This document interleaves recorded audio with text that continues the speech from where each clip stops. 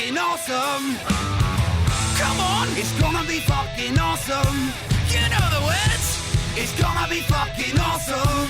That's it, say. It's gonna be fucking awesome. Yeah! Hi ho, Coolest Geeks. It's Jesse Blaze Snider here at Coolest Geek Live. How you doing? I'm doing good. I saw fucking The Iron Claw last night. Holy shit. What a great movie. I am like, you know, I'm a wrestling fan. I'm like, you know, I'm not somebody who like watches matches a lot. I used to watch a little bit when I was a kid. I had like an era where I was a Hulk Hogan fan, and a huge Ultimate Warrior fan, and a big Macho Man fan, and a big Bret Hart fan. And then a friend of mine famously pretended he was Brutus the Barber Beefcake and cut off some of my hair. And that was it. I was done with wrestling.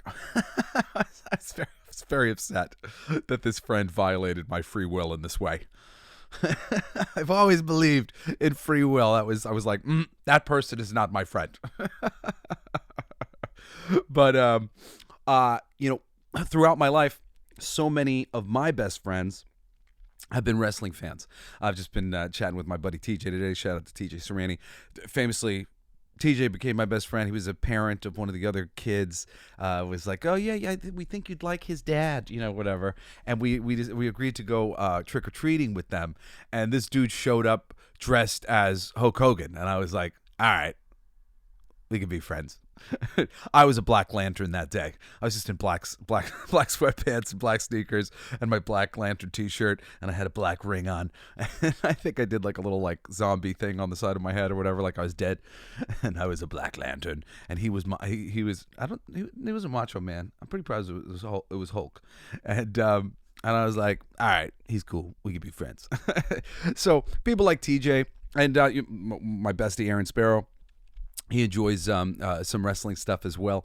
I think probably on the same level as me. You know, we like the Royal Rumbles and occasional matches. You know, going to a local match and like seeing like a small wrestling promotion, it's a lot of fun. If you've never gone to one and you can't, you got to go to it and like, you know, get into it and really play. Like you got to go to a wrestling match and you got to be like an actor in the stands. Respond, you know, I mean, great. The better they perform, the better it is.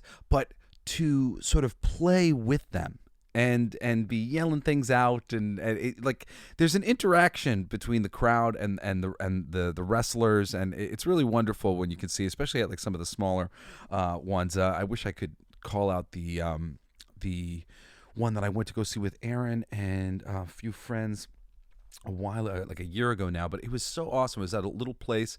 I wish I remember the guy's name. He was all like gothed out. He's the guy who whites out his face, and he looks like a little gremlin guy. He's a littler dude. He's, you know, flyer or whatever. But it was great. I mean, he was the only guy there, and I don't even know if he wrestled. He just like showed up or whatever. But like he's one of their bigger promotions in this little league, and it was awesome.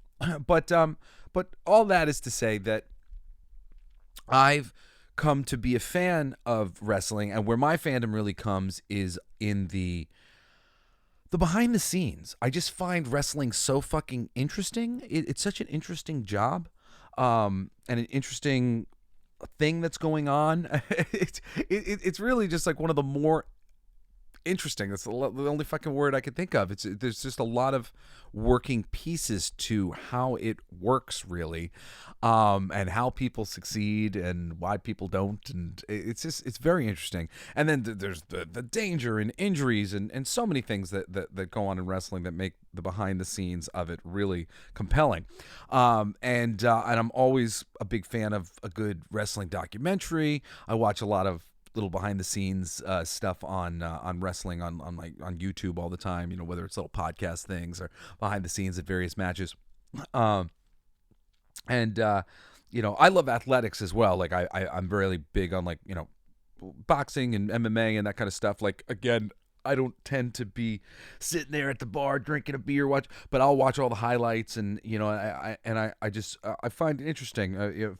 I consider myself a fighter, an athlete. You know, I always wanted to be a boxer, but I'm a football player, and you know, superhero comics and whatnot, all these things, heroic efforts, feats of strength, and trying to give your all to an ideal and that kind of stuff. It appeals to me very much, and wrestling is doing it in such a interesting, inside out kind of way, because it's it's fake, quote unquote. It's fake to a certain. It's fake if you're looking at it from the outside looking in, as the goal of it is like two people actually beating the crap out of each other, when really the goal of it is to like tell a story and build suspense and connect with an audience, as a little man on a stage in front of thousands of people, sometimes far away. Be able to actually put on a match and do enough from this distance that these people are going to, be compelled and interested. When you look at what the actual job entails, it is a dangerous and interesting job, but it's not fighting. The traditional, that's not what it is. It's a way more complex. It's way fucking harder. What's his face? He's one of my favorite fighters to watch. Him and his brother always beat each other. It's so hard when I don't prepare with like names and stuff. Something for names that I don't think of a lot. But they're really like some blue collar mother effers.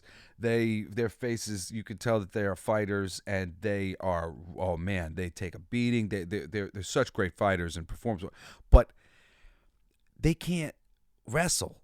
That's a completely different skill. They wouldn't be able to do that. Maybe Conor McGregor could wrestle and do the thing, but it's and be good, be like a good one of these good guys. But like finding a gimmick that like work, that's a thing too. Like finding a gimmick in wrestling that works for you, because a lot of times these guys, they're big and they can do the athletic thing, but they're not the greatest performers, and they got to find a way in. It's just it really is just the most complex and interesting type of entertainment that exists. And honestly, I don't say this lightly, I seriously considered pursuing wrestling a few times, because I'm a former gymnastics coach. I'm a national champion semi-pro football player. I'm not the biggest guy in the world. What am I, 5'9"?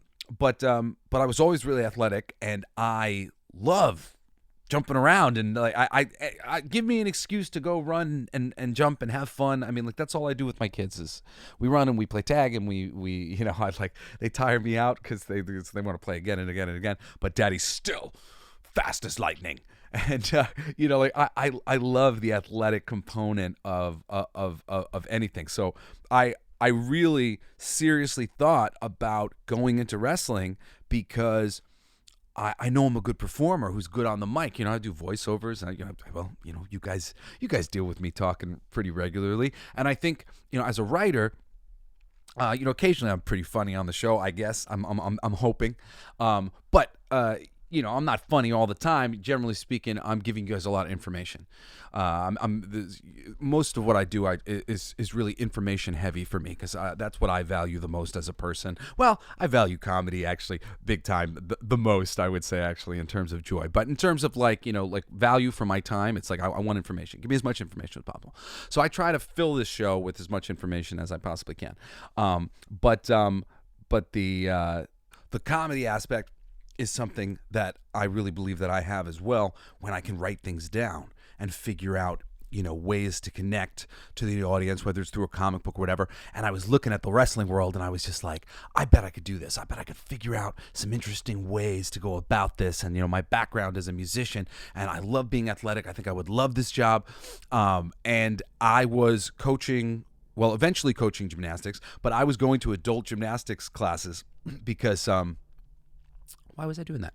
Oh, because I was practicing backflipping and like doing front flips and stuff on stage. Because as a musician, I just was always trying to overachieve, and I just wanted to like really be better as a performer on stage. So if you see a lot of my music videos and stuff, sometimes you'll see me throw a backflip or throw a front flip off something. And I was practicing at the time, but also there was a group of dudes who I became really great friends with, who were all amateur wrestlers, and they were always practicing all these moves and stuff. And I would work with them sometimes, and I started like learning this stuff. So learning this stuff, I just was that much more motivated, and kind of for a moment in time, I seriously thought about wrestling, and it is it just, I mean, when you hear these stories and you see something like Iron Claw, you just go, really glad I didn't do that. Really glad I didn't become a wrestler, because, you know, seeing how the sausage is made, truly, motherfucker, these guys are really I mean, and you know, we all go through our own freaking nightmares in our own ways, but holy shit, the Iron Claw, the story of the Von Erichs. I mean, I don't want to like spoil it. At the same time, I want to prepare you. Like, it's awesome, and it's probably going to be out of theaters any second now. It might be out of theaters already, but when it shows up, watch it. Fucking Zac Efron, all of the performers are amazing. There is only one part of the movie that I fucking can't stand, and that is when a Ric Flair shows up, and the actor who they got to play him is terrible. He doesn't even do a good woo, as me and TJ were talking about in text message a few minutes ago. Is the only crappy part of the movie. The whole movie is great, powerful. I mean, it's really about family. It's very tragic. It ultimately will ends on a very wonderful fact of the matter, but holy shit, what a fucking rough life the Von Erichs family had. And the movie is freaking awesome. I highly recommend it. And you know, I forgive me for giving it a little bit of time to talk about just wrestling and my love of wrestling and appreciation for the sport and the behind the scenes and how it's done and all that shit. But it was really, I just thought it was an amazing movie. At least a 9 out of 10 for me. Awesome. I definitely watch it again. Kind of wish I had brought my kids to see it, because I was going to go see it with my son Cassidy. And then Grayson kind of wanted to see it with me, and I like looked it up online, and it seemed like, oh man, maybe too heavy for him. And I mean, maybe it is too heavy for them. I don't know, but it's like, yeah, I don't know. I gotta think, maybe not for the kids. I'm just like very real when it comes to my children. I'm like, you know, real life is real life. I think the more that you shield children from real life, the more it takes on an extra life, and it becomes extra scary and extra, you know. If it's just sort of a fact of life, it is what it is. It is what it is. Yes, you could burn to death. It is what it is.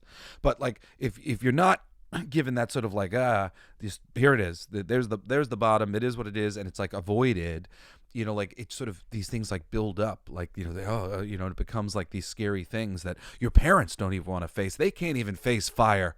They can't tell me, you know, they don't want to admit how scary that is to them. Like, you know, but if you can just be like, it is what it is, you know. So I always tend to lean on showing my kids anything that they can intellectually understand, if I think it could be helpful.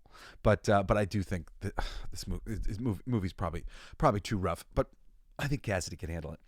Anyway, let's talk about this shit, because I didn't know what I was going to talk about, because I don't know. There was like a few things. There was a bunch of things to talk about, and the one thing that I noticed was largely these things that were going on, mostly all revolved around Disney. And it was, you know, like, clearly they've been failing, right? You know, we've been talking about this a lot. I mean, I said I was going to give Disney a rest for a second, or Bob Iger a rest. I'll get to Bob in a little bit. But clearly they've been struggling, and shifts are being made, and they seem sort of rapid. There's like, you know, announcement, and almost in some of these cases, you're going to see, you know, these announcements are like on the heels of the reaction to the previous announcement, and the reaction to the previous announcement, or whatever else. So clearly mistakes were made, and Disney is sending us the message that they recognize mistakes are made by sending us announcements of changes that they are making. Now, this fucking news cycle of changes has just been mind-numbing to me, because there are clear indicators of the recognition of the problem in, say, one way or another, which we're going to get into. And then another announcement will come that clearly shows they haven't fucking learned anything. What are you doing, you idiots? And so, like, I feel like a schizophrenic person right now looking at this stuff. It's like, oh, good. Oh, what? Oh, good. Oh, what? Oh, good. What? Fuck. Make it make sense, someone. So let's see. We've got 5. What am I titling this thing? It's Disney's Nosedive, 5 signs Disney's learned their lesson, and 5 signs they've yet to begin. Or I updated it. I think it's going to be something like Disney Nosedive, 5 that they're pulling up, 5 things that show they're pulling up, and 5 things that show that they can't find the throttle. So here's what we got. Let's start with something good. Falcon Cap, the movie, and the Daredevil TV show get massive, almost complete overhaul reshoots after executives see footage from the Daredevil show, and after test audiences crash the ratings of the Falcon Cap show bigger than Captain Marvel. I'm sorry, bigger than The Marvels. And The Marvels was apparently like an open, critics. And the follow-up, the Captain America Falcon movie, it was a selected audience. A selected audience of stans. You know, when you see the thing, like, there's a little promotional video going around of Echo right now, which is just a complete embarrassment for them across the board. This 9-episode thing that they cut down to 5 episodes. You want to know when you know you're not doing representation right?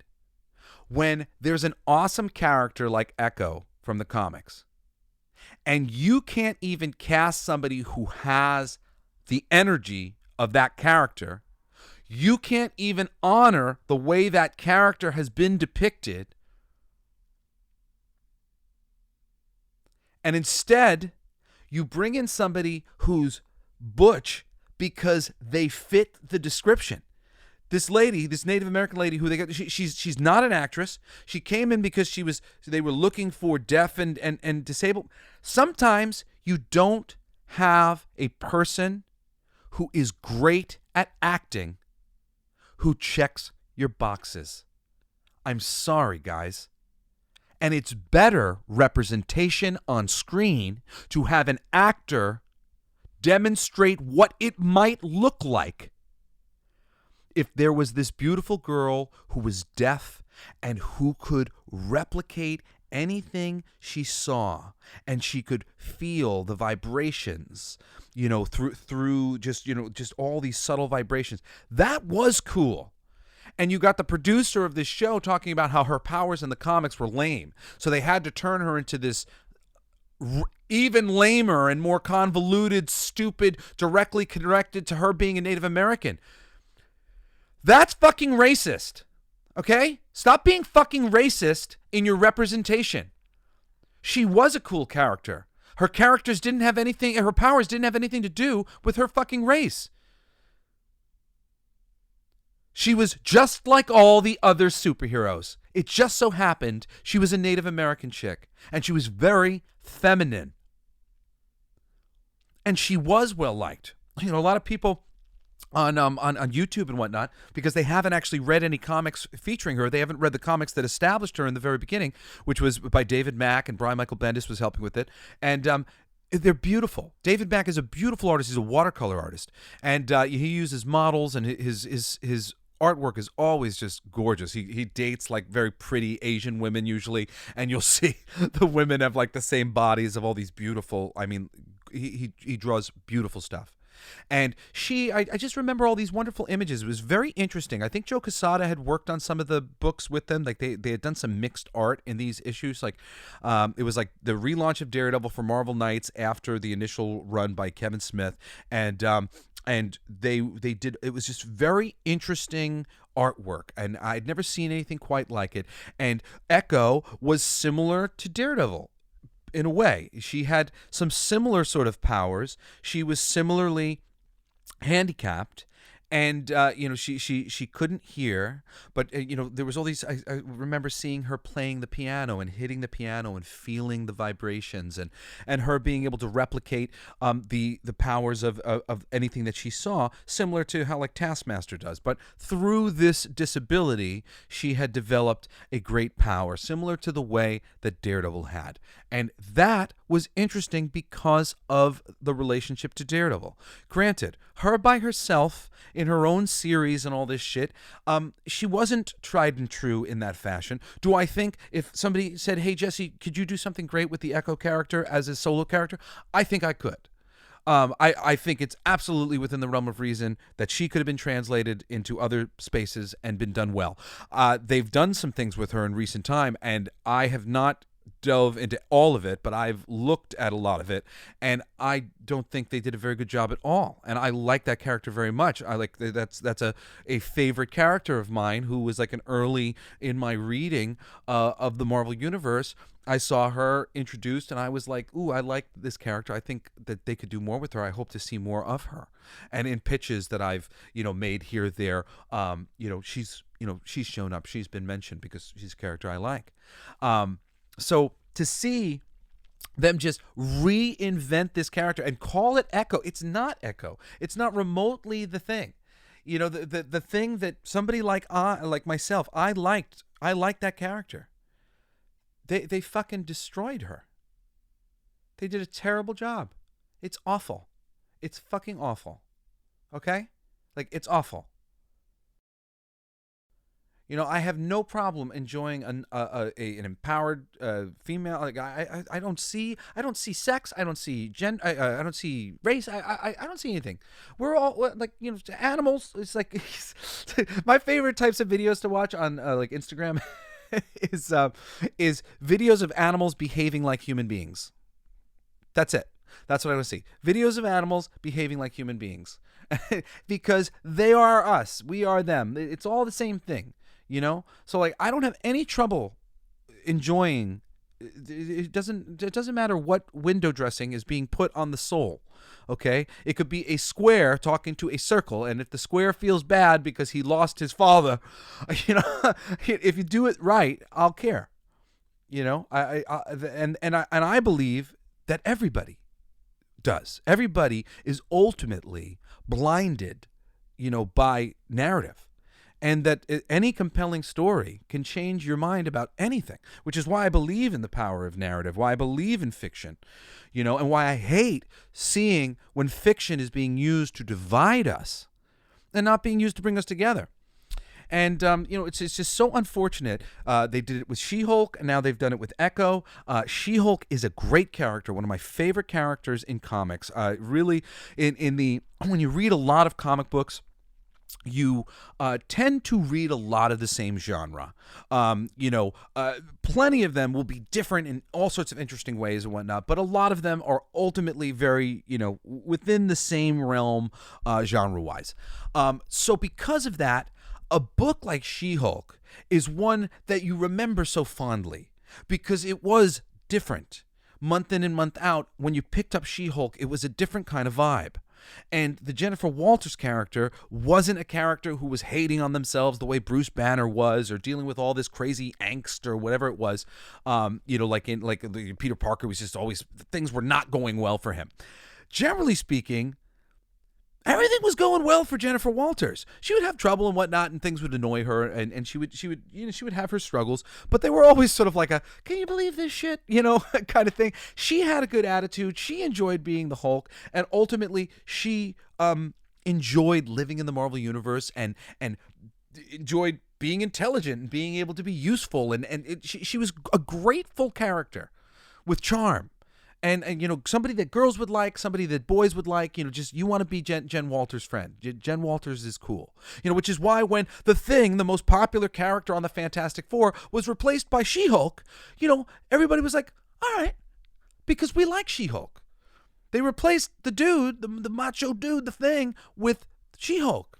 And everybody was like, all right. And she's not a macho chick. She's a sweet, friendly, like, girl next door. She's not even, like, she's not like a tomboy, you know, but she's more just like, well, here I am, you know, like, this is what I'm the Hulk now. Well, I guess I gotta go beat up this guy. You know, like, she is just such a charming character. And the way that they destroyed her character in She-Hulk, and we'll get to one of the things on here, it's such a tragedy, because that could have been such a huge hit for Marvel. If I was in charge of that fucking show, holy shit, man, it could just go on forever, the damn She-Hulk show. And the She-Hulk show is capable of sort of guiding the tone and the direction of the Marvel Universe in a wonderful way that nothing else necessarily would be, except for maybe like a Deadpool. But Deadpool's so irreverent, it doesn't make sense for him to guide shit, you know, but Jennifer Walters is responsible enough that sort of like, you know, she's a linchpin because she's a lawyer, so she has a real practical job in the Marvel Universe, you know, so it makes the Marvel Universe a character by having her be in the Marvel Universe as a functioning lawyer. And then she's also a superhero with all of these relationships because everybody freaking loves Jen, and she breaks the fourth wall like Deadpool does. You know, that was a Jen Walters original kind of, you know, in terms of like it being a part of the narrative in the comics. I love She-Hulk. I really do. And I love Echo too. And Echo, there's been less done with her, but poof, it's so disappointing that this is something they call Echo. And I just like, I want to scream from the hilltops. Like I wish I could get on the loudest speaker imaginable, and to every single person seeing this thing, you know, who was like, oh, look at all this wonderful representation, but just who has no idea the foundations of this thing, and go, guys, do not support this. You have no clue. If you read what this was, what this is based on, it is so good. You would love it so much more. This is so disappointing and disheartening what they have done here. If you understood what I understood as a fan of this character, and the only thing for you to believe me, difference that I need is maybe some titties. If I had some titties and I was saying this, you know, if I had some titties and I was Native American with some titties, and I'm like, hey, let me tell you, I love Echo, and it's fucking perfect the way it was, and they fucked it up, and they freaking, this is racist and whatever else, people would listen to me. But oh no, you motherfucking racists, when you see me, you see I'm a white guy. That's fucking lame. Lame. I am nothing. I am an X. Fuck you. I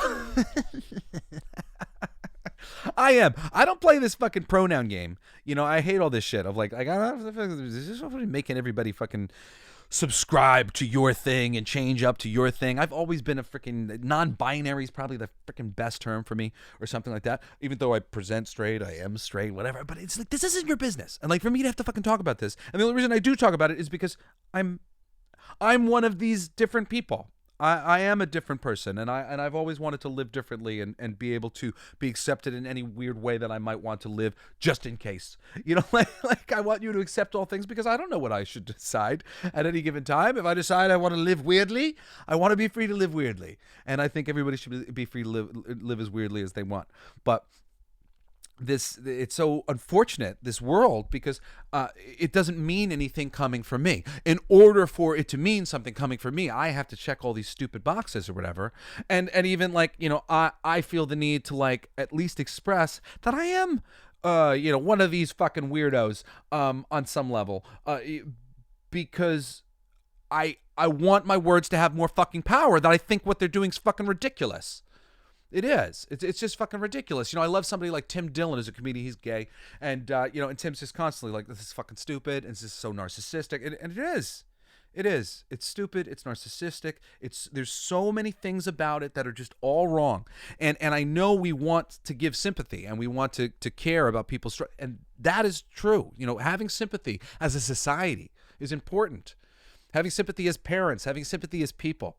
It is. But it's also right to not take that past the point where too much sympathy leads to people wallowing in self-pity and not bettering themselves and not growing and being stuck and not living the best life that they can. Do you want suffering people to live the best life they can? Well, give them a little pity and then give them encouragement.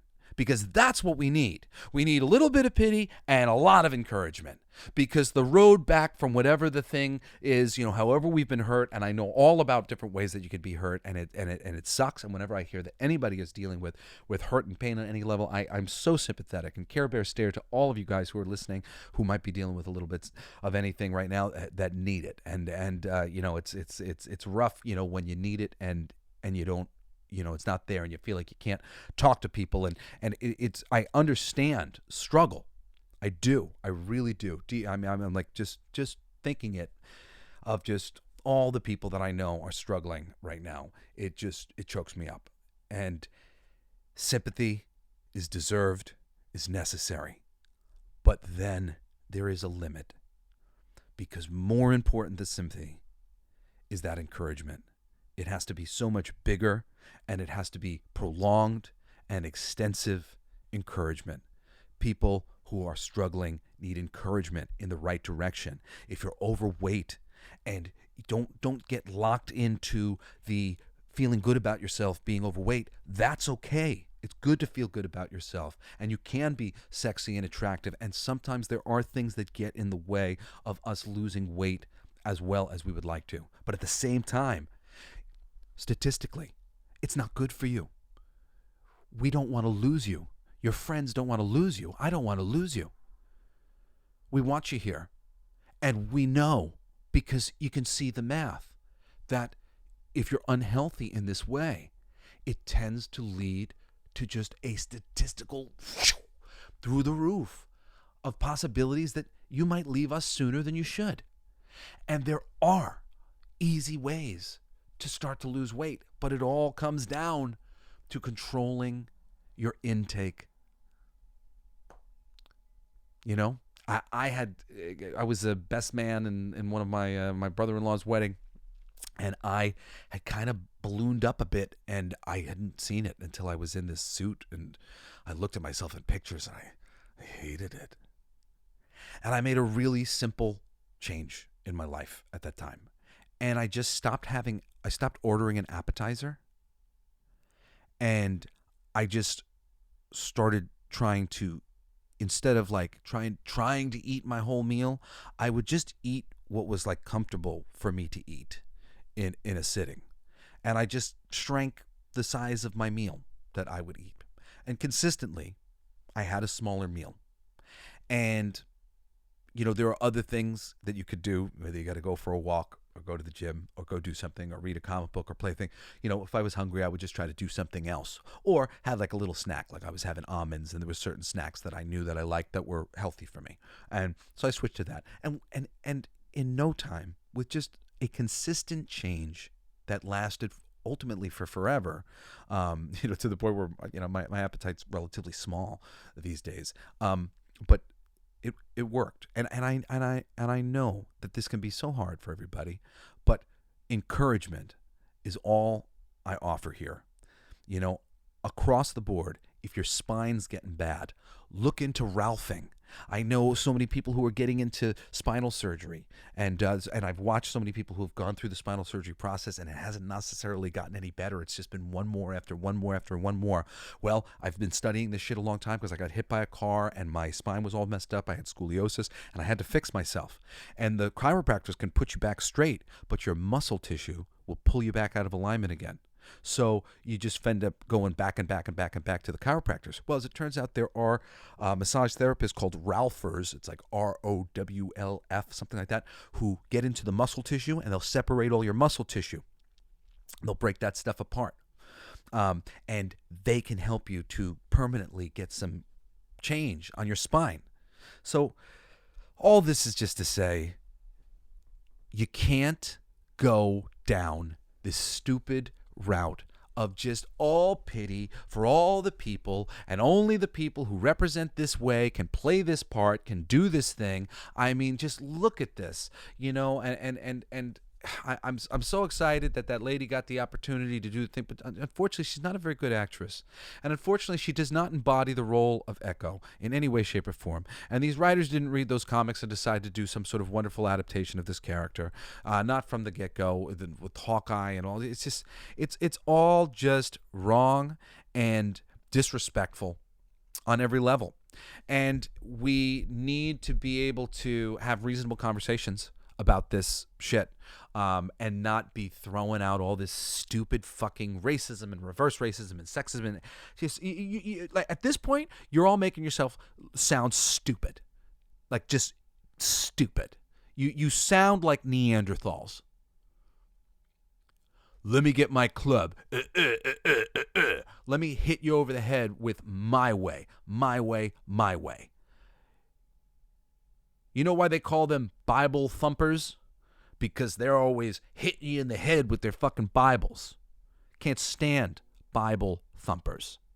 That was the reason why I always leaned super liberal, was because of these fucking Bible thumpers on the right. And then I have to go to the left and see you guys do the same stupid thing. You thought I was going to like it when you started doing it? No, I wasn't waiting for somebody else to thump something else. I don't want anybody thumping anything. Quit your thumping. I'm going to do what I'm going to do. You do what you're going to do. I'm going to be nice to you. You better be nice to me. That's how it goes. That's it. And it is. It's a you better be nice to me. It's, because that's the quiet understanding that we need to have, because it's like not me, at the end of the day, I'm a peaceful man. I'm not interested in violence, even though I am. I love aggression, and I love I always hoping somebody try to start a fight with me. Because I'm a stupid lunatic who's like, whatever, I'll survive. It'll be fun. Good story. I really do think like that. I don't really think oh yeah, I'm gonna get really badly hurt, because I've been in enough freaking situations that scratch my whole. I'm not worried about it at this stage of the game, and I think that that's a better way to live, But the promise of aggression on planet Earth amongst your average person is still here on some level. Okay? And it's important that aggression exists. That's what really being, like a God on earth means. It means recognizing that you have the power to destroy. And you have to choose not to use it, because you're a responsible, cool being. But that threat of it's possible, I can defend myself. Don't you tread on me too hard, because I could push back. That's the reality. And because of that reality, and the reality that we're all just one loving being, and I know it doesn't seem that way, but on the other side of things, it's just this, there only is love. Just this one unity that's coming out and wiggling all its fingers in different ways. We got to learn how to get on with each other, and we got to learn how to stop disrespecting each other. And we need to learn, that not everybody means us harm in all these stupid specific ways that have been pointed out to other people. And just because somebody subscribes to a certain belief doesn't mean that they automatically think all these other things that have been painted that they think. I hate comedians who go out and they're like, what the difference between white people and black people are? Fucking hate those comedians. Because I don't really see that much of a difference, and yeah, there's some differences, of course, there statistically, but ultimately, at the end of the day, if you're looking at the people as there's no difference between black people, there's no difference between white people, there's no difference between any people. It's just all people, I think there's maybe a difference between bodies. I think some of the bodies, maybe black people have a little bit more energy. Look, they're in basketball, they're exceeding. They're a little taller, and some of this muscle thing or whatever. Maybe they got a little extra energy. Maybe there's something similar going on in the Spanish community. And maybe there's something in the white community or the Asian community that's making us a little bit more tight asses. But me, and I'm in the white community, I'm super energetic, and so I get along with black people really great, and I get along with Hispanic people really great, and any passionate race on planet Earth. But that's it. Everybody, there's an exception. There's an exception to every fucking rule. Everybody's different. We're all different, but we're all ultimately the same. And I mean, it's so the differences are so minor ultimately that it's like they're hardly fucking worth mentioning. And I hate when everybody's like bringing them up, because it's just like focusing on all the wrong shit, because we need to get our planet together. You know, like we need to come together and like fix some things. There's a whole bunch of things going on planet Earth that are no good, and we got to get it going. And the more we're focused on all these differences and all these ways in which we can't get along or whatever, or the ways in which whatever, it's just time wasted that we could have been spending fucking fixing up planet Earth. And man, that's what I want to do more than anything else. I think if you ask everybody, I think 99.9% of people are more interested in fixing up planet Earth than they are in fixing up fucking stupid age-old race relations and shit. Like, I mean, there's so much deeper stuff going on this planet. I mean, it's all about where we put our focus and where our focus has been put when it comes to like all this racial shit. And, you know, it's so disappointing. So disappointing. And, so, I mean, getting back to this stupid fucking list, because Echo, I mean, really, it's like Echo's not a sign of the bad, because Echo was made prior to them having the year that they've had. Okay, so like they didn't know, but Echo, right? So the good sign is, because of things like Echo, because of Agatha Harkness that hasn't been released yet, that's going to be a similar stupid escapade to what's going on with Echo right now, but probably not as egregious, because really nobody was sitting there friggin' clamoring for an Agatha Harkness series. She's like a villain that people, like that would occasionally like come up or whatever, but like nobody that you ever imagined featuring anything on. It's just this. There are certain types of characters that are made in certain ways to just be sort of ominous figures and whatnot. And Agatha Harkness is one of those characters. And, making her Catherine Hahn and basically creating mythology for the Marvel Cinematic Universe through this character and stuff like in the show that wasn't there before, because they're just going to be making this shit up. Like, none of that is appealing at all in any way, shape, or form. I love Catherine Hahn. She's awesome. But, like, oh, shit, I'm not excited for that show at all. And then what's the other one? They got freaking Ironheart. Nobody's excited for fucking Ironheart. Tell you that much. And they're going to rush these shows. It's going to be the same thing as freaking Echo. So, anyway, learning from those things, Daredevil's being reshot completely. Falcon and Cap is being reshot completely. They're going to be using some of this stuff. So, that's good. But then, bad, number one, good number one, bad number one, they announced the new Avengers lineup, which thankfully he wasn't included, I don't think at the time or whatever, but like, and I don't know if this was leaked. It just seems insane, but like people, this multiple articles, and I couldn't like sort of like get anybody to write it in words that I wanted to hear it, but like, this seems to have came from Marvel Studios, that their new Avengers lineup is going to be, okay, ultimately, Spider-Man anchoring a team of Wong, She-Hulk, Smart Hulk, Shang-Chi, and Marvel's Katie, Falcon Cap, Captain Marvel, Ant-Man and the Wasp, and Valkyrie. So I did a whole fucking episode of this, so I won't talk about it that long. But Valkyrie's not an Avenger. Okay, first and foremost. Katie's not an Avenger.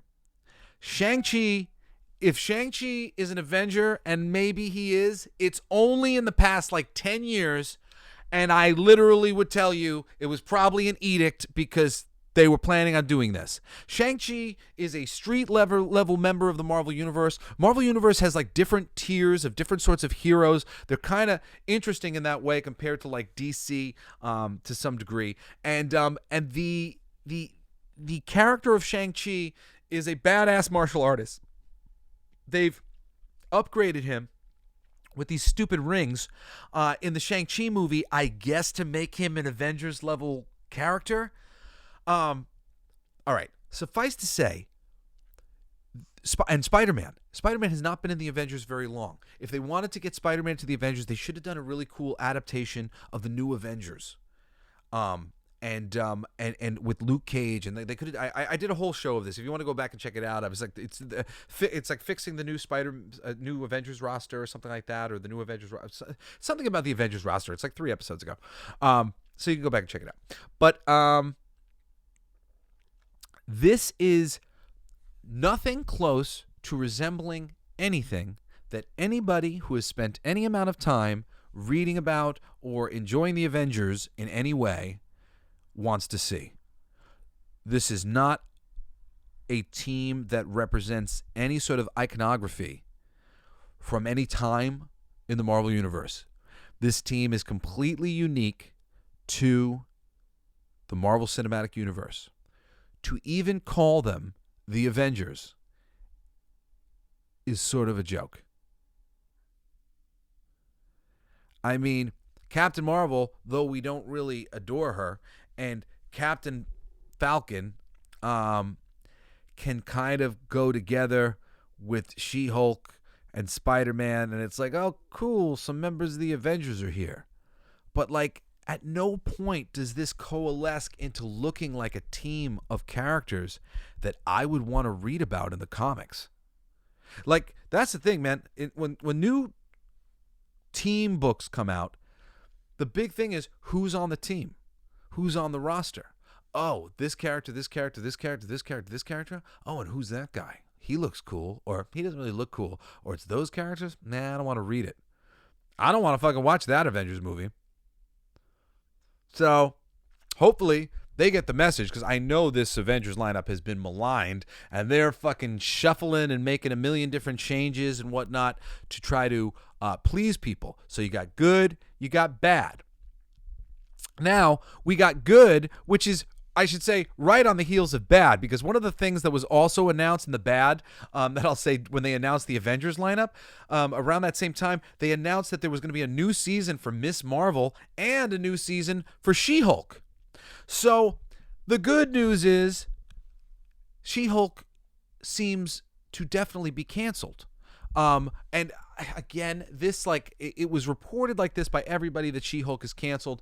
But when I was going to look into it, it kind of looks like it's largely based on just Tiana Milani, whatever the name of the actress who played She-Hulk, her saying in some interview that the budget for the first season was way too high and that they're definitely not going to get a second season. And to some degree, I say, what does she know? Because she's an actress and she's not a, she's not a producer. She's not Marvel Studios. I mean, like they're ultimately making decisions. I think it is the most idiotic decision I've ever heard in my life to do She-Hulk season 2 at this stage of the game. Like, not a good idea. So the idea that she's saying that it's not happening, I think, well, that makes more sense, and that should be the case. But so good. She-Hulk season 2 canceled. Bad? Kevin Feige is still the head of Marvel Studios. As soon as they dissolved the Marvel Brain Trust, the Creative Committee, the Marvel Creative Committee, I said, this is bad. This is a problem. I've talked about this many times before. There are so many names in that pool of creative people who were helping out with Marvel and their cinematic universe in the beginning. From executive type people who had worked with the brands for a very long time, like your Ike Perlmutters or Dan Buckley, to some of the greatest creative people in comics, like Craig Kyle and Brian Michael Bendis and Joe Quesada and Jeff Loeb and Mark Millar. The list goes on, Ed Brubaker. And there's a lot of wonderful people who they could have included in the discussions for this continued Marvel Universe that they cut out. It was the big coup of getting rid of Ike Perlmutter. They really painted him to be a bad guy at the time. It seems to me like, as is often the case, the devil is not as black as he be painted. I, for a long time, thought that he was perhaps a big problem. I'm not so certain anymore that he was necessarily all a problem, even though there was some things that he was standing in the way of. But when they got him to move out of the way, they then pushed him out of the company. Now there's a big, stock dispute or whatever for control of the company of Disney going on. Ultimately, it seems with Ike Perlmutter proxy people who are trying to get in to help re-steer Disney back on to the right track. So there's been a power struggle going on behind the scenes at Marvel, and Kevin Feige was able to wrestle the reins from everybody else, and everything he has done since has been fucking ultimately awful. And I mean, there's plenty of credit. I've talked about things that have been good and whatever else at other times, but ultimately, as far as I'm concerned, as somebody looking this objectively as a professional who could fucking do his job so much fucking better than him, and not because it's all me, but because I know that you don't fucking get rid of that Marvel brain trust, and that you make sure that these scripts are in alignment with what your audience is fucking looking for. There's just so much stupidity on display here, and we tend to be the thing of like, well, I'm not a doctor, so I don't know, and I'm not in Kevin Feige's place, so I don't know. And you know what? The one thing you don't know about Kevin Feige's place and everybody's place ultimately is what they are being prevented from doing. But unfortunately, all we can judge them on is what they are doing. This is what they are doing, and it is not the way. They are not going to succeed like this. So Kevin Feige's still in charge, and I haven't heard an announcement of the Marvel Brain Trust returning. That's what I want to hear. That's the announcement that I'd like to hear. The Marvel Brain Trust returns, headed up by Joe Quesada. Pick Joe. Joe sounds good. I like Joe. Joe's got good relationships with all those people. Bring back Joe. Get Joe in there. Have Joe oversee this shit the same way he oversaw Marvel Knights back in the day. Joe Quesada is a brilliant, brilliant creative person. He has demonstrated it time and time again. You need him. Bring him back. Let him bring back all the people that he wants to. Get Craig Kyle in there. Get Jeff Loeb in there.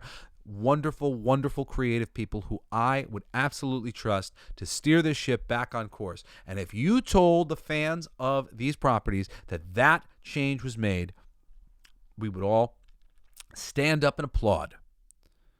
But until that happens, or until you get the fuck rid of Kevin Feige and give us some new great white, black, brown, female, who gives a shit hope to cheer for, we're looking at the same guy who just ruined it.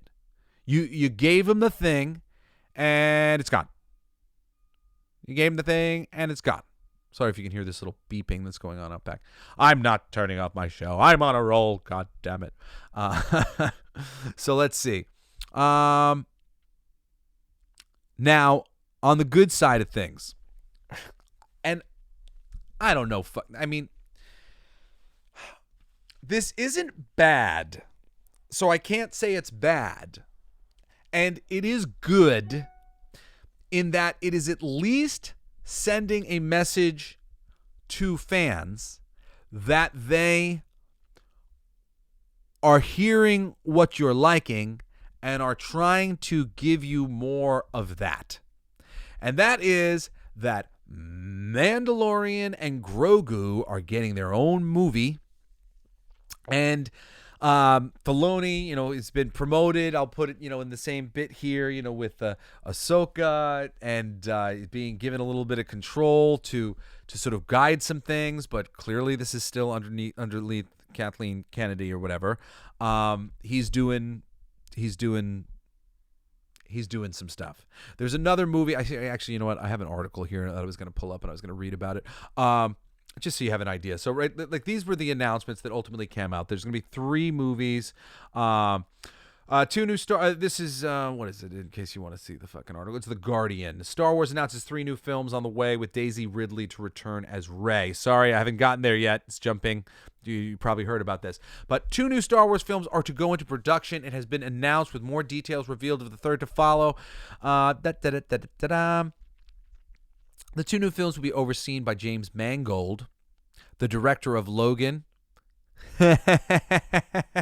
You mean 2 new films will be overseen by James Mangold, the director of Indiana Jones 5. And Dave Filoni, the co-creator of the Mandalorian TV series and director of the 2008 computer-animated feature Star Wars: The Clone Wars. Kennedy said that the Mangold's movie will tell the tale of the first Jedi to wield the Force and harness it as a liberating power in an era of chaos and oppression, while Filoni's film is about the escalating war between the Imperial Remnant and the fledgling New Republic, and will close out the interconnected stories told in The Mandalorian, The Book of Boba Fett, Ahsoka, and other Disney Plus series. Okay, the problem is, we didn't like any of that. The Book of Boba Fett was so monumentally disappointing. I mean, holy shit. And like, you're running on fumes. You've got the new fans, the old fans left so long ago. I mean, like, all my old Star Wars friends, you know, who are Star Wars fans forever, they haven't watched anything in for fucking forever. They haven't watched any of the new stuff. I'm the idiots. We're the idiots watching this bullshit.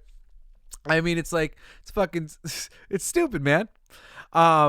So, and Ahsoka, I didn't even watch Ahsoka. I only watched a little bit of Obi-Wan. I didn't like that one. He's like, so they're gonna these are gonna wrap up all the things, and now you're gonna put fucking Kathleen Kennedy in charge of greenlighting the origin for the Jedi, like the origin of the Force of the first Jedi story is going to be freaking told by you? You think anybody is like, oh my God, I'm so excited. Ah! And the Mandalorian and freaking, I mean, like, the promoting Dave Filoni and giving Jon Favreau a Mandalorian Grogu movie is, I guess, good. I don't know what would be good at this point for fucking Star Wars. I don't know. All I can say is it's not bad. Maybe I should change the title of the video to 4 good things and 1 kind of wibbly wobbly, I guess it's good thing. I don't know. I was going to leave it at 5 so the title's not too long. But I don't know. It's kind of good. It's kind of good. All right. Bad. Rey movie is announced with feminist documentary director, which I could just continue on in this article here, and I could tell you a little bit about that. The third film to be announced, project to be directed by Sharmeen Obad-Chinoy, who has been known about for some time as a documentary filmmaker, a very, very strongly feminist documentary filmmaker, and that's all well and good. She may not take a crazy feminist stance on her Star Wars film, but literally she's been chosen because she's a very feminist director of documentaries. It's just fucking crazy. This is the clown world we're living in. I mean, seriously, what sort of representation is this, ladies? Right? If you're a lady out there and there's like some awesome fucking dope ass director who can direct some stuff like this, like, fucking get them.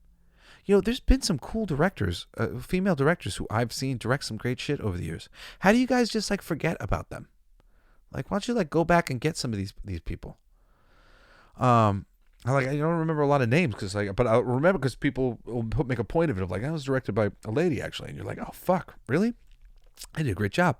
Like that Punisher Warzone director, I thought did a really great job. Punisher Warzone with Ron, what's his name? That guy just passed away. Fucking love that one. It's a good one. Anyway, this lady, a documentary director. Okay.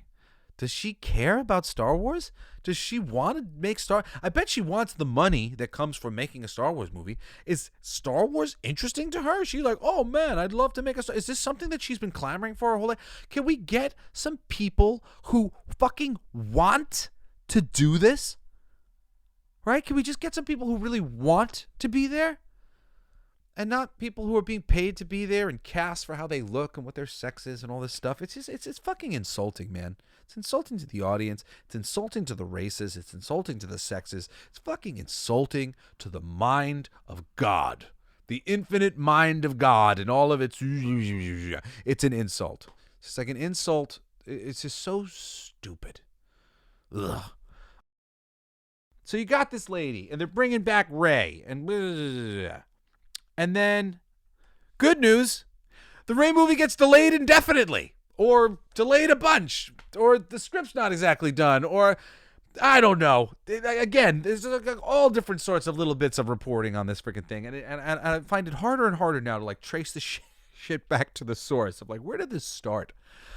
But now immediately the movie's being delayed. And the whole thing here that's just ridiculous is this Rey movie and this director was announced at like the Disney Star Wars celebration or one of these big events, a big promotional event that they had. After the announcement went over so badly with the fans, a week later, unceremoniously and with no fanfare whatsoever, it's announced that they're making a Mandalorian and Grogu movie. This is definitely no coincidence. This is to cover up the shitty press that the other thing was getting.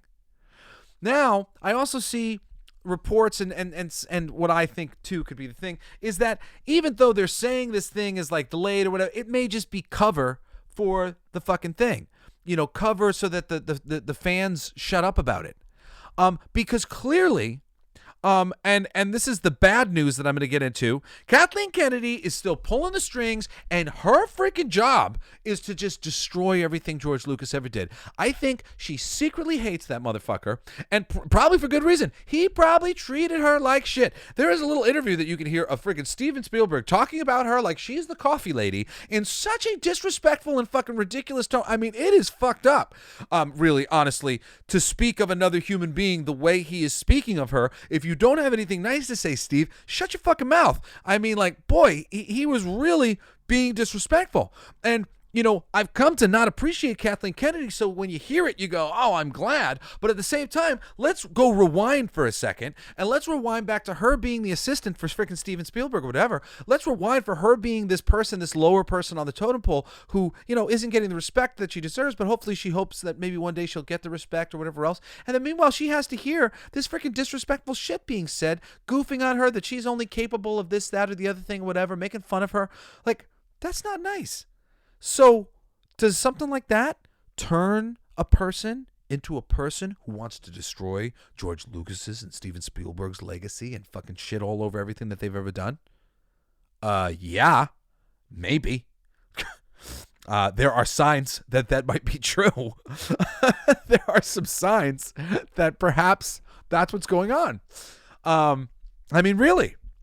I mean, seriously, the freaking leaks that freaking Doomcock had of on YouTuber, if you haven't heard of him, on Indiana Jones were so clearly right, on so many levels, and clearly they were trying to push it. Literally, they were going to erase Indy from history, and then I think the plan would have been, which is kind of interesting, would have been to have Phoebe Waller-Bridge have to fill in for Indy to remake all the movies. like she would go through all the adventures that he was now dead and couldn't do. Which is kind of funny on some level. But that's the plan. I mean, just like if that isn't like subtext, fuck you, George, fuck you, Steven. I don't know. It seems like that to me. It seems like a big old middle finger to George Lucas and Steven Spielberg right there. And I mean, there's a lot of that going on. The Force is female, and I mean, you get it. The Force is female. What, like, these things on some level and whatever, it's just like, it's no big deal. Like if Rey had been executed correctly, it could have been great, man. Like, all of this shit could have been great. I really like all of it. Foundationally, like from the fucking beginning, every single thing could have been great. Anything can be executed well. I'm telling you. I mean, like, if I got a bug up my ass about convincing the world that, I don't know, like fucking that War and Peace was exciting, like I could do a version of it. That's some, like, and if you went War and Peace, except there can be no violence in it, and I'm like, all right, well, I'll use comedy to get there. Like you can always make something great by just tapping into whatever it is, and sometimes it's tapping into the things about it that are stupid, so that you can make them that much stupider. and make it something that is so ironic and sort of almost silly in its execution that it becomes wry, where it's just there's just something funny about this. You're funny, your wry sense of humor. There are ways to squeeze from a stone water, and it's just you just gotta have the right tools, apply the right things to the thing, and it has not been done well, but looking between the lines, specifically what has been done, twice now, she's injected a character who kind of looks like her. A white lady with long brown hair. Well, they're British ladies, so, I guess I'll give her a pass for that. Maybe that's her going, maybe they won't notice if she's British. If it's a British lady, they won't notice. Maybe that's it. But, seriously, dude, Kathy Kennedy, I'm sorry. I feel for you. It seems like they're dickholes. It seems like they're a bunch of Hollywood egotistical maniacs, the same way I was talking about The Rock. You want to know why The Rock's an egotistical maniac in the Shazam thing and all that stuff? You know where that sort of behavior comes from? It comes from being in Hollywood and bushing up against all that energy, and he took it on. He let the demon of ego possess him that's flowing through Hollywood, and now he's got a little bit of it. He's carrying it around with him, and he's making these bad decisions. And George Lucas and Steven Spielberg, they definitely have gotten that ego thing. I've definitely seen some interviews with them and some things with them where I went, all right, these guys have transcended into some other realm where they think that they're better than other people. And it happens, unfortunately. And they'll try to keep it under wraps, but you see it in little ways, like Steven Spielberg goofing on his assistant in a way that should have been behind closed doors and not any recording ever be made of. It's just like, it's just, I don't know. Seems pretty petty to me, and certainly the type of thing that could create the monster that is Kathleen Kennedy. So, continuing on our good, bad list, our last two come down to good. Oh, and officially, the bad there is Kathleen Kennedy is still the head of Lucasfilm. And until that changes, I don't see any good ultimately being able to come from the company. And I don't really think that a Mandalorian Grogu movie is going to be great unless it ends in the same place where the friggin' thing started up, with him going to train again and train as a Jedi and them not being together anymore, and dude, I think the ship has sailed. I think it's all queered, and the storyline is just, it's like you're reading a story and there's an ongoing story, and then eventually the story gets so convoluted you stop reading the book. And I think we've all put the book down. And I don't think we're picking the book back up again until Kathy's gone. I am going to watch Andor because that's a book that I'm still reading and I'm enjoying. But that's it. That's it for me.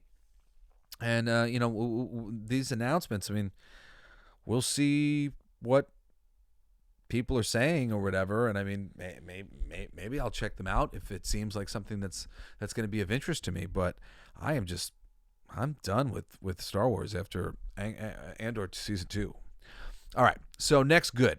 Marvel changes up Phase 6. And look, I don't know how good this is. I don't know how good it's going to be.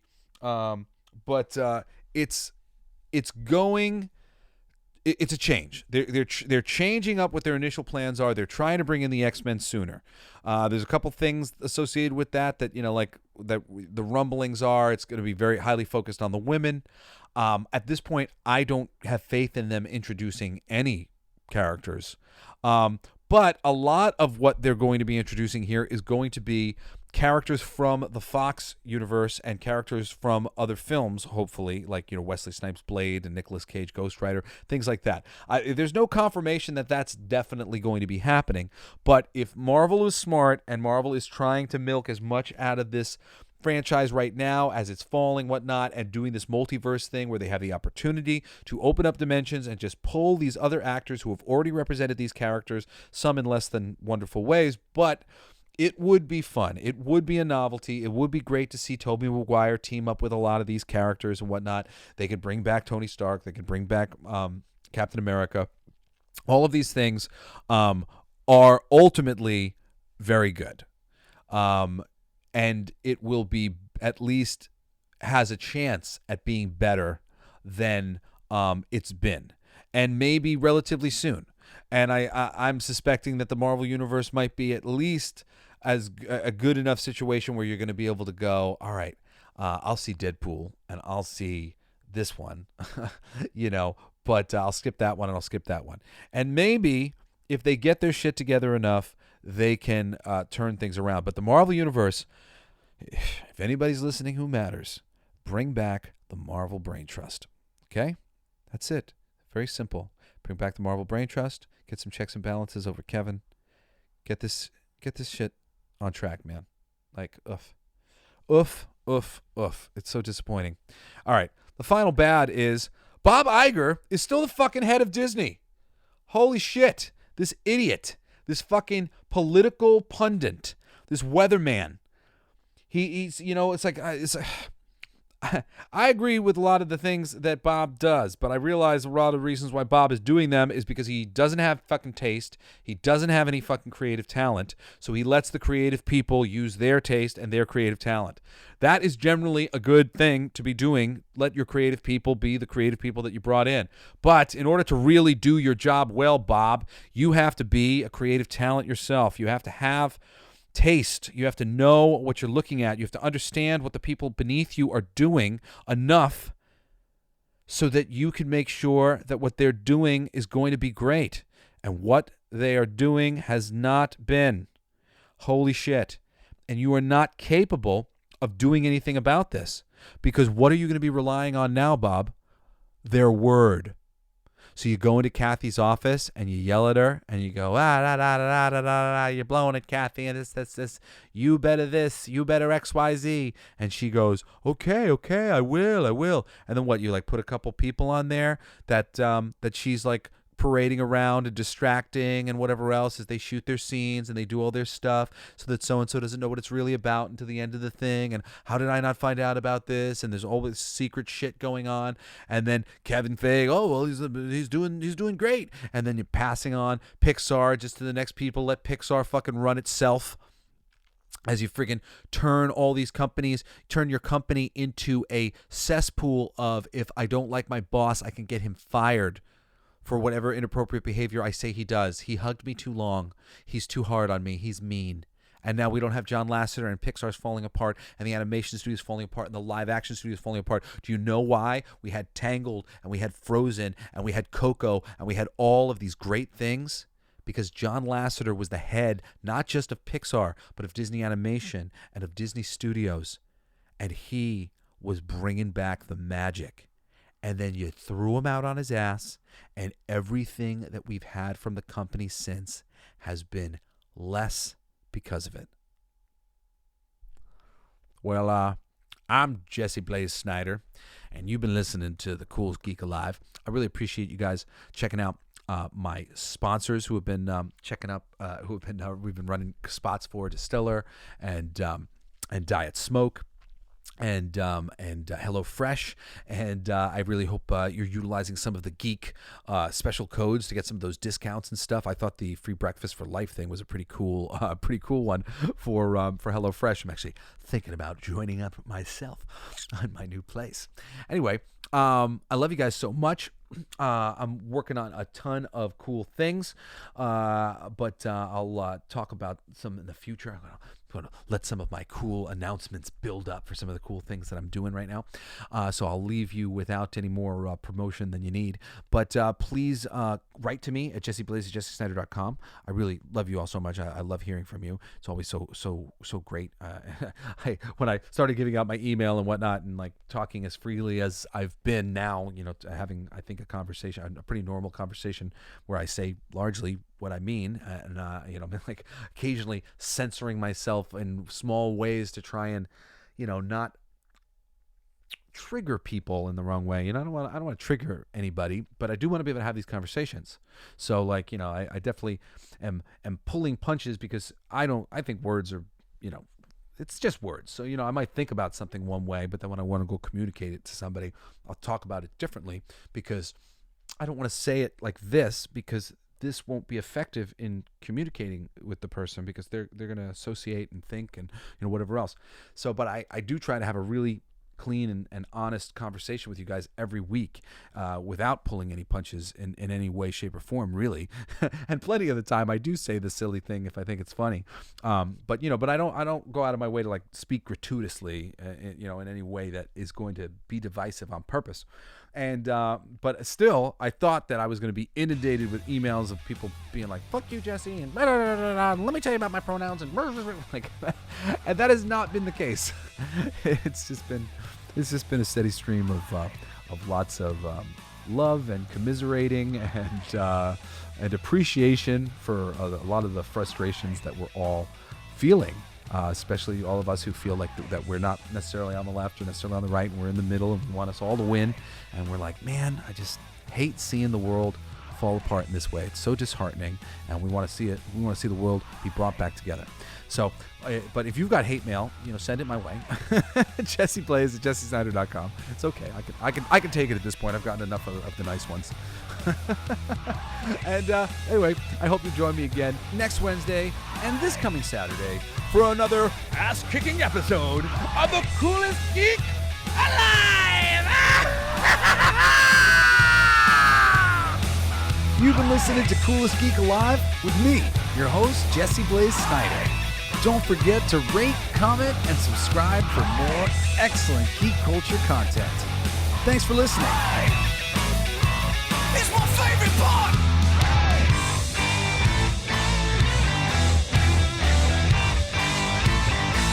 Isn't that heavy?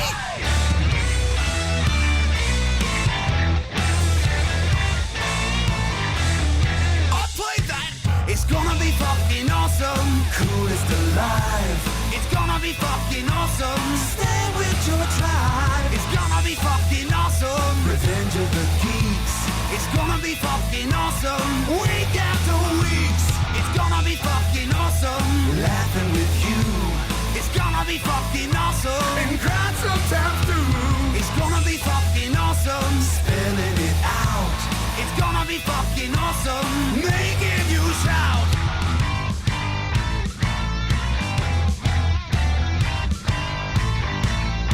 I'm a genius! I got lyrics coming out me bum for days!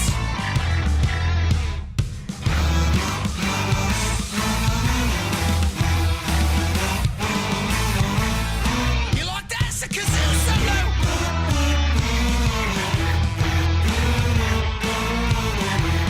I played that too! It's gonna be fucking awesome! Talking some shit! It's gonna be fucking awesome! Living your shit! My voice gonna be fucking awesome! Food in our mouth! It's gonna be fucking awesome! Get in the mouth! It's gonna be fucking awesome! Tell all your friends! It's gonna be fucking awesome! Call right or text! It's gonna be fucking awesome! Raising the bar! It's gonna be fucking awesome! Straight to the stars! It's gonna be fucking awesome! It's starting soon! Straight to the top of the pops for this one! Passing the moon! It's gonna be fucking awesome! On with the show! It's gonna be fucking awesome! Ready, set, go! It's gonna be fucking awesome! Fucking awesome! It's gonna be fucking awesome! Just wait! You'll see! You'll all see! The podcast playground. Hooray!